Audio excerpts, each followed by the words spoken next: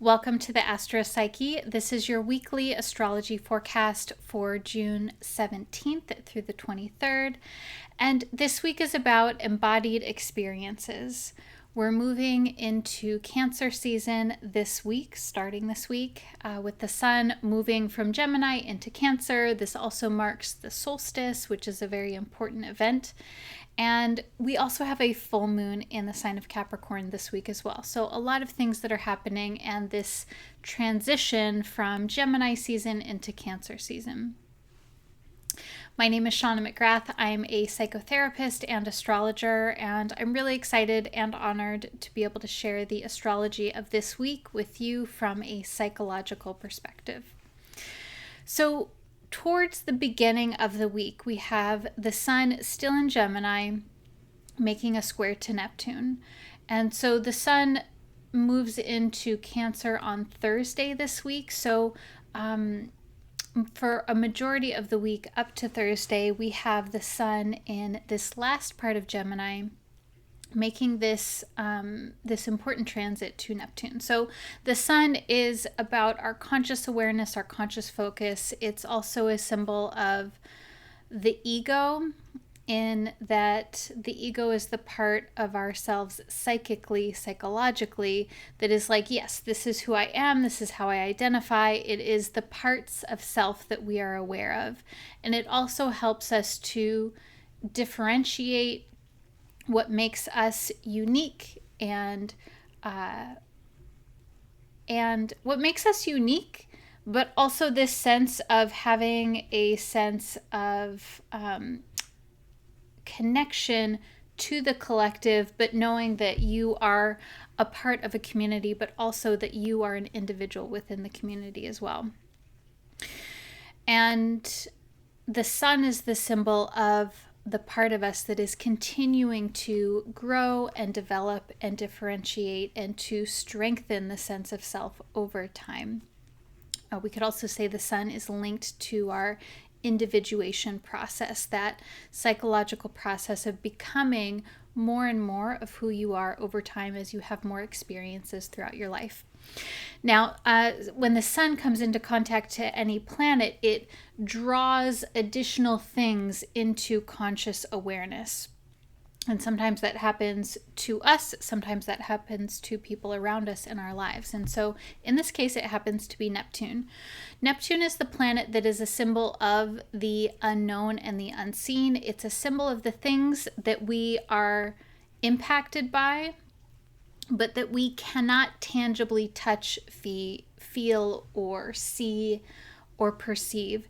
Neptune is a symbol of the things that we sense, but that are kind of like fluid or changing, or very difficult to identify via our physical senses. There's more of this felt or intuitive sense when it comes to Neptunian things. Neptune is also a symbol of moving into a flow state, where it feels like time drops away and you have this this experience of a spiritual experience, an experience of connection to yourself, to divine, to something that is greater than ordinary experience. So Neptune is having non-ordinary states of consciousness, or altered states of consciousness. And so when this aspect happens, this is a symbol of becoming more aware or more conscious of things that have been just sort of swirling in the background for us. I see this as possibly new information and new insights coming to light, especially around your process of developing as a spiritual experience or as an individuation experience, this process of becoming more and more of who you are at a core level, and not becoming necessarily as it relates to the roles that you hold or your external experience, but more of a becoming in your internal world and your internal experience. And of course, the internal and the external are connected and impact one another, but the emphasis with Sun Neptune is more about how you feel and how you move through the world. This aspect is really about gaining insight through symbolism, through divination, through dreams, basically receiving feedback from life via living with a symbolic mindset. That anything that happens can be taken in a symbolicized or metaphorical way. So I think this week is a fantastic time to really look at what is happening in your life now and what the meaning of this may be for you, especially something that feels important or impactful or something that feels very distinct for you this week, something that maybe it feels like it's out of the ordinary.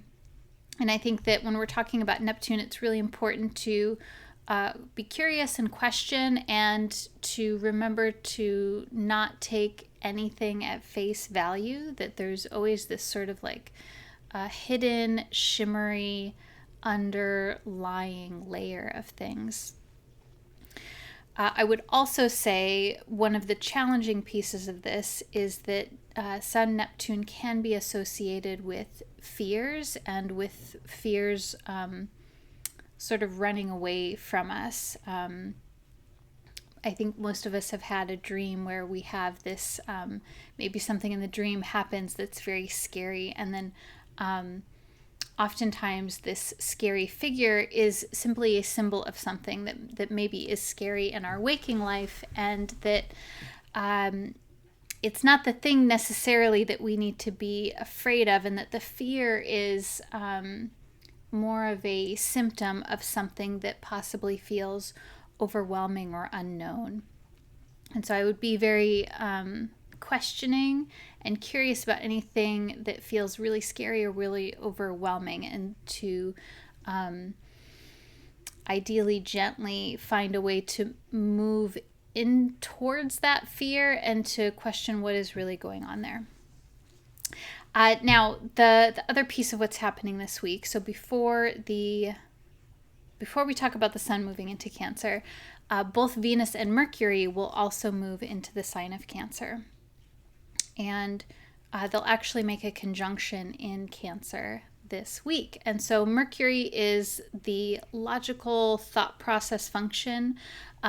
Mercury is also the planet that is connected with divination and communication and reading symbols and finding a way to gain information or to share information. So Mercury has a lot of these themes around not just communication, but also transitions and transitory space, liminal space,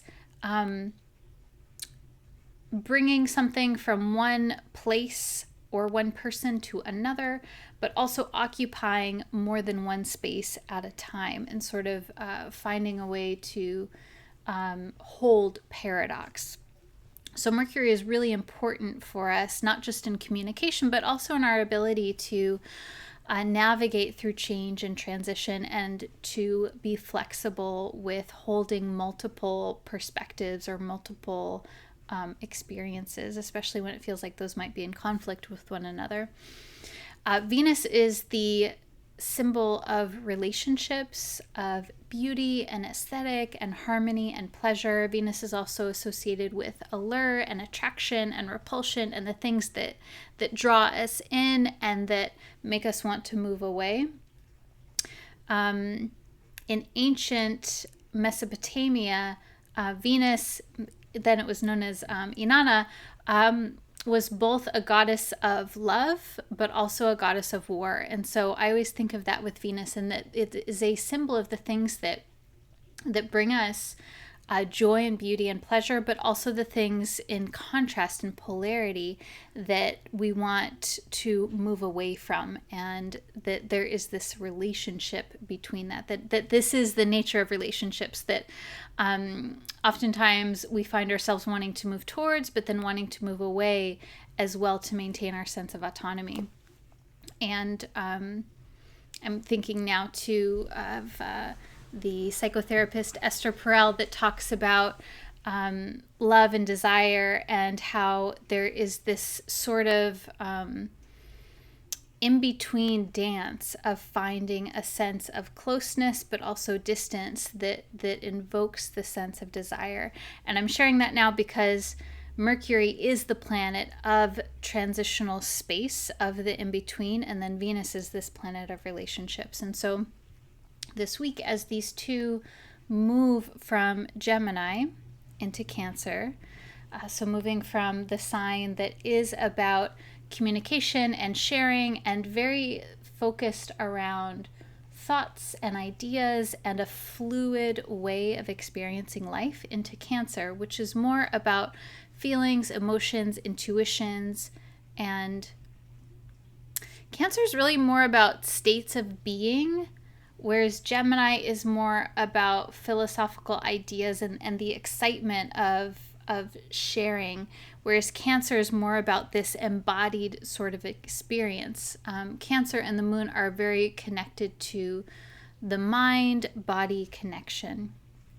And so there is this shift this week, and that we'll experience over the next month as well, when these two are moving through the sign of Cancer, is that our thinking, our communication, and our experience of relationships is more around an embodied somatic experience, and that there's more of an emphasis around how are you feeling about things, and what are your needs, and what are your desires, and how do you take care of yourself? How do you let people take care of you? And what is that like for you?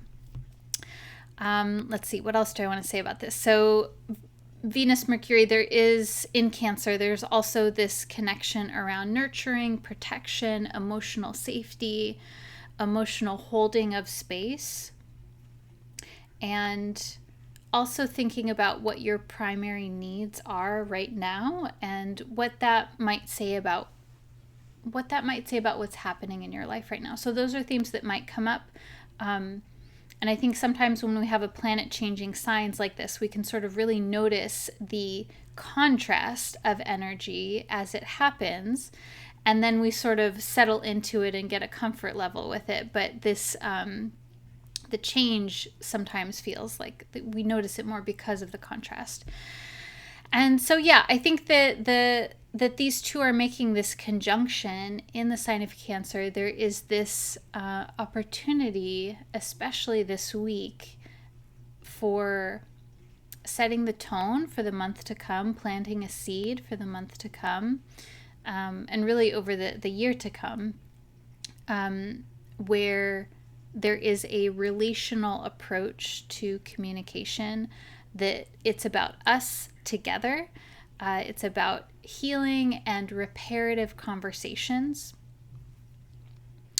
And this, I think this can also symbolize an upwelling of a longing for connection, a longing for affection, and that if that is something that has been sort of simmering in the background for you, that may come up more to the forefront of your consciousness, of your awareness this week. Now, the sun will be moving into Cancer to join the party this week. So this is happening on Thursday, the 20th of June. The solstice itself, so the solstice is when the sun moves into the sign of Cancer, tropically, or the sign of Capricorn. So we always have two solstices, each year. So one at the beginning of Cancer season and one at the beginning of Capricorn season. And so this is a marking of the seasons. It marks either the first day of summer or the first day of winter, depending on which hemisphere of the world you're in. Of course, in the northern hemisphere, it marks the beginning of summer. And this is connecting us in to our experience of the seasons and the cycles, and our experience of the daylight and the night light, the night darkness. So there's this sort of culmination point, or this maximum reaching kind of point. The word solstice actually literally means the sun stands still. And so there is this sort of, as I was thinking about this, there's kind of this almost full moon sort of energy to the solstice point. And it's very interesting because we're also having a full moon this week as well. So the sun being the symbol of the ego self and the process of becoming, there is this moment in time where we pause and we look at especially the themes around the axis of Cancer and Capricorn. And this axis is really about security and needs and how we feel safe, how we feel secure, how we feel taken care of emotionally, Cancer, and then physically, Capricorn. And that there is this connection between the two, and that both are important, and that there's this interplay. And so these themes might come up this week, and I think it's a really lovely time actually to reflect on how you feel taken care of or not, what works for you to take care of yourself, to take care of others, and how you receive care from others as well in your life, what that looks like for you. And really how it feels for you to be taken care of too. I think that's especially important.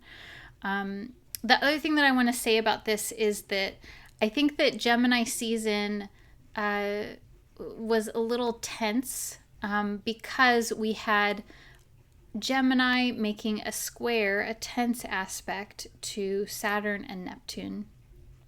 And so I feel like over the last month there was kind of more of like this lots of ideas and lots of insights, but also kind of like this mental tension, so to speak. Jupiter is still in Gemini, and it will be approaching this square to Saturn over the next year or so. But I think there's kind of this like softening into feeling more into the body as we transition to Cancer season, because the Sun, Venus, and Mercury will be approaching a trine, a more harmonious aspect to Saturn and Neptune. So there's kind of this like during Gemini season, so like late May to early June, where there's like lots of ideas and lots of excitement and kind of like a really mentally working through things. Whereas now, as we're shifting into Cancer season in late June to early July, it's more about enacting or orchestrating things in a more practical way, and then also settling into your lived experience. So we're moving sort of from the mind into the body. Let's see, what else do I want to say about that? Now, of course, the sun will square Chiron and the nodes, so there's still like this little bit of tension there, but it just feels a lot softer to me. And so we're going to talk more about that square in coming weeks. But this is really, this next month with the sun being in the sign of Cancer is about focusing on your experience of community care and support, and having a rehabilitation and restorative sort of focus. And this means possibly looking at what your needs actually are, not what they should be, not what you want them to be, not what you wish they were, not what they're gonna be once you do X, Y, and Z, but like what do you really need right now? And I'm saying this to you as well as myself. And creating some space for what it is that you need, and that can be a creative process as well. And I feel like the sun in Neptune sort of gives this this intuitive vision, or it can give this intuitive vision into the future as far as where it is that you are, where you're going and where you would benefit from putting your focus.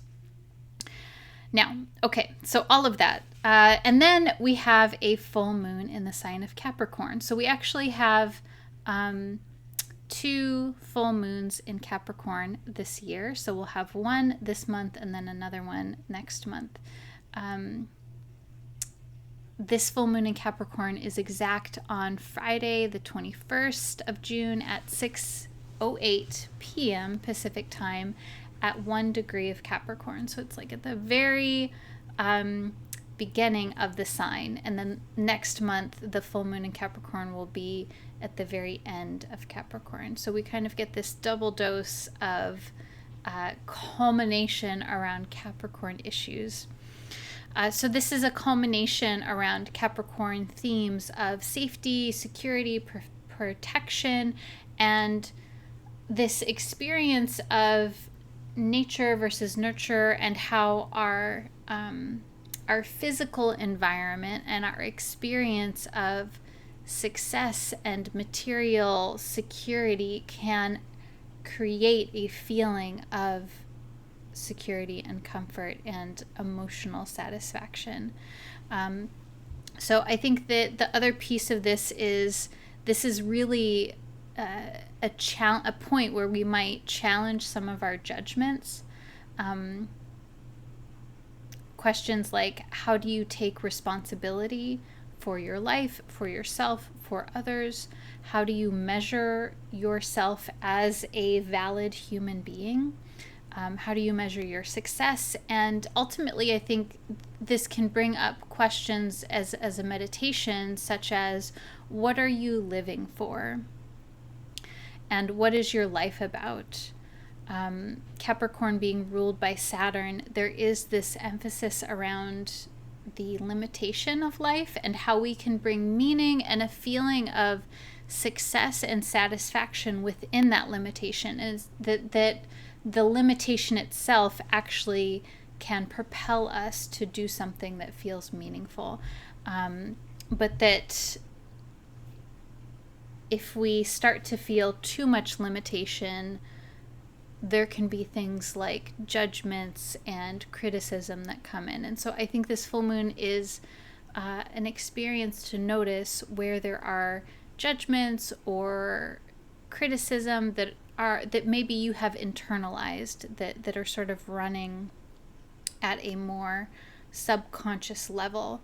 The full moon is a time where the moon is as bright as we can see it in the sky. And so the light of the sun, the light of consciousness, is being illuminated, is being projected onto the moon, the emotional body, the part of psyche that is more connected to the unconscious and the feelings and the intuition. So there's this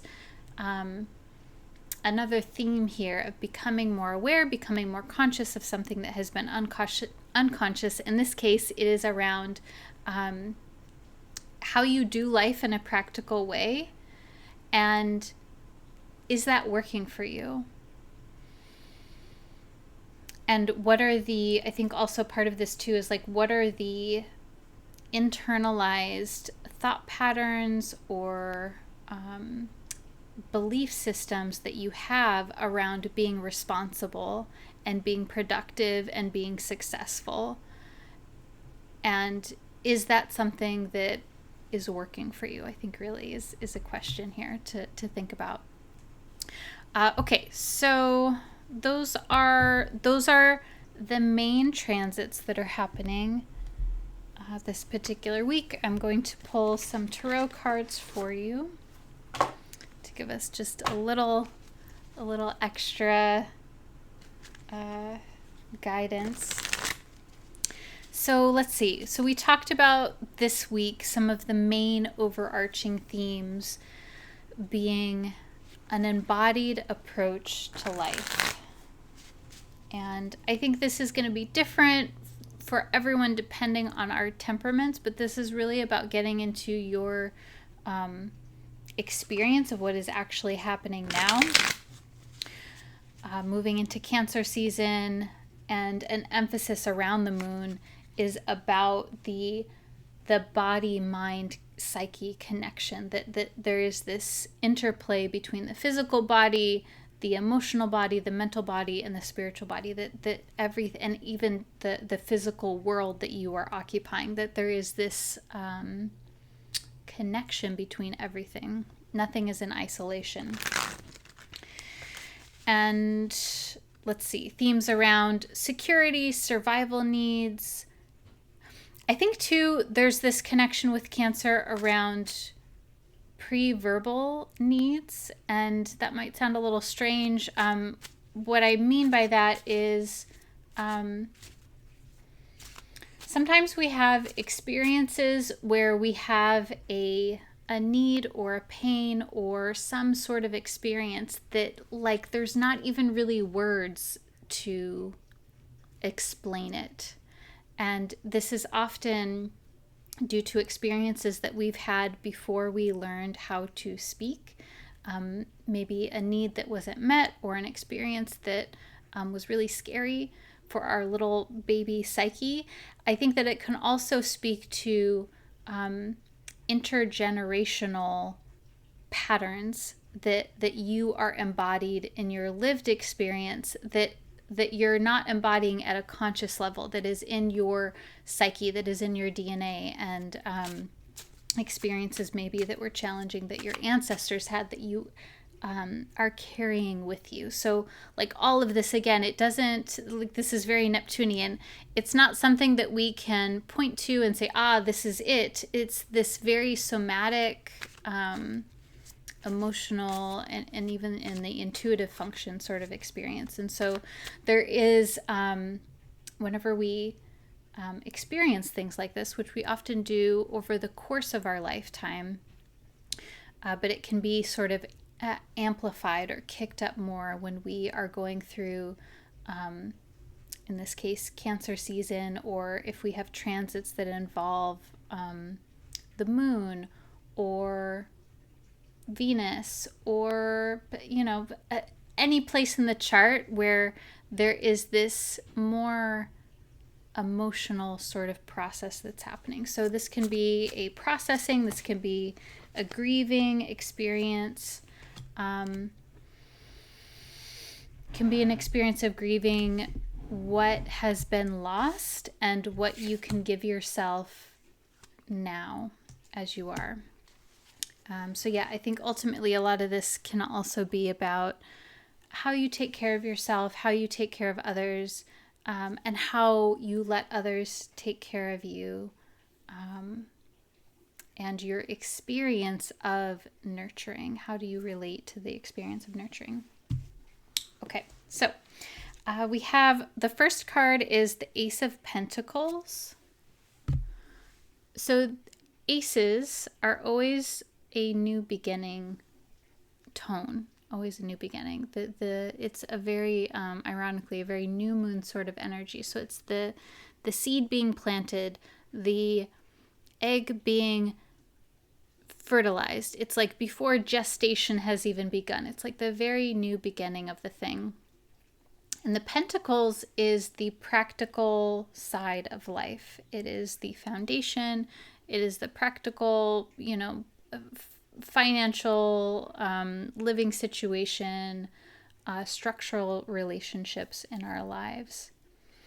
So there is something new here that is beginning, that is connected to your ability to have safety, security, and nurturing at a very practical level.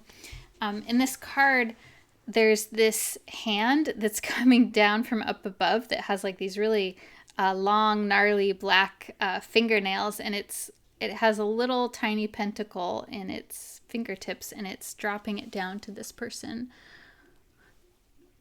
who actually looks like they have like a little halo of sorts, and they're holding a green, like, sand scooper thing. You know when you go to the beach and you like scoop sand into the bucket? It looks like they're holding one of those little scooper things.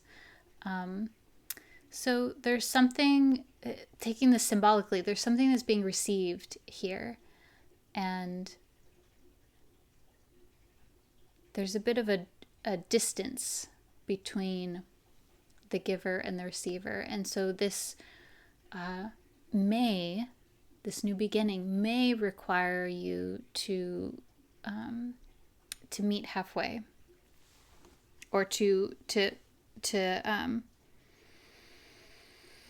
take a little bit of a leap. Yeah, there's even like sand castles in the foreground here. I don't know if you can see that on the video, but yeah, there's little sand castles here. So this person has been they've been like dreaming about something, and now whatever they need to make this a reality is coming into their life, into their experience.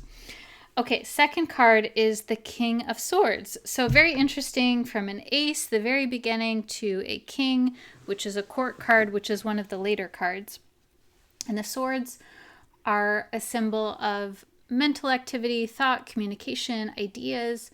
The King of Swords is a symbol of leadership and culmination, especially around thoughts and ideas and communication. As a way of being, it is the ability to be able to speak your mind confidently and to speak clearly and concisely, and to have a sense of like, yes, this is what I think, this is what I'm going to say, and that people can hear and receive you. There's also this very like quick-witted way of being. So the way that I read this is the court cards, in this case the king, can be a literal person in your life. It could be you. It could be a way of being, a way of embodying. In this case, the way of embodying is stepping into a place of autonomy, stepping into a place of knowing that you have the ability to orchestrate your life in the way that feels impactful and meaningful to you, and that you can be heard. And to have confidence in that, and to know that that you will be received and respected for your word, for your voice, that your voice is important, that your voice is impactful, and that people want you to be clear about what it is that you have to say. And in this card, this person, it has like actually this like really beautiful fishtail braid, which I keep looking at. I wish I could have a really beautiful fishtail braid like that. It's really gorgeous. And it looks like they're glancing over to a book, like maybe it's a spell book or an alchemy book or something like that. But it's like they're sitting in the room and they have their sword and they're looking at the book, and it almost looks like there's this sort of vortex below them. And so this also, like the book, that is connected to wisdom or information. And so there's also this element of wisdom here. Like I really feel the sense of your voice and your communication and what you have to say has an impact. Okay. The last card is the Two of Swords. So 2 sword cards in this spread. So the Two of Swords can be about making decisions. It can be about either indecision or having like 2 different things that you're sort of contemplating. It's usually an indicator that you would benefit from honoring both your logical analysis of a situation and also your intuition. And it's an encouragement to hold space for both, that you need to like, not you need to, like you do whatever you want, but it's this symbolism around holding place for both looking at things analytically and logically, and then also listening to your gut as well, that these are both going to help you make a decision.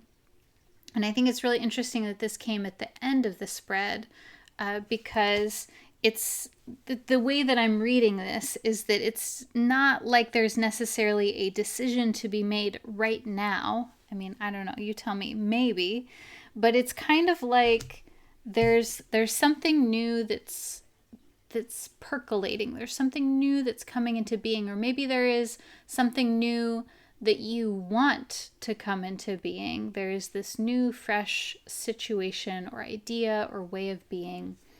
And a part of this new beginning is you holding space for exercising your autonomy and your voice, and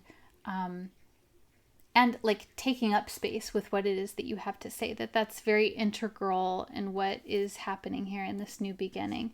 And then from that, there is sort of like I don't know if it's a decision or like a pivot point, or maybe like two different things that may arise from you embodying this space of being in your power and your autonomy and your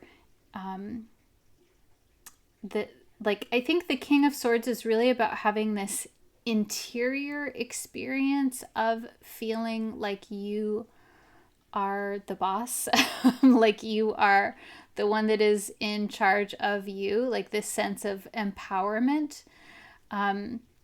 It may not be that you actually do anything differently, but it is this feeling of empowerment. And from that feeling of empowerment, that, like, you know, going back to the astrology, that embodied experience of feeling empowered, there is something that, like, there's two things that emerge that, and actually, okay, as I'm saying this, so it might be that there's a decision point that comes up, or maybe two possibilities that come up via the Two of Swords. And, or also, it may be that this strengthens both your ability to process logically and to think clearly and concisely with your logical mind, and then it also enhances your intuition and your ability to read into a situation at a gut level. So there might be this thing around all parts of the psyche that are helping you make decisions are amping up and coming more online. Now the Two of Swords was reversed, so this to me means that it's not entirely clear what this is about, what this future situation is. So I want you to just hold that loosely, but know that there is something new that is happening for you here, and your voice is important. All right, I am wishing you a wonderful week. As always, my name is Shawna McGrath, and I am a psychotherapist and astrologer. I love sharing this weekly astrology with you so much. And if you want to learn more about me and my work, you can always find me on my website, theastropsyche.com. Until next week, I am sending you lots of love and wishing you a wonderful and most easeful week, and happy full moon. Bye.